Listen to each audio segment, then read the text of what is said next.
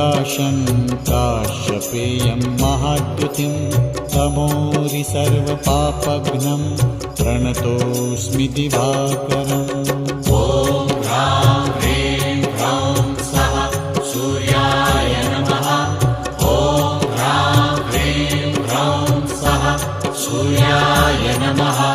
जपाकुसुमसङ्काशं काश्यपेयं महाद्युतिं तमोरि सर्वपापघ्नं प्रणतोऽस्मि दिवाकरम्।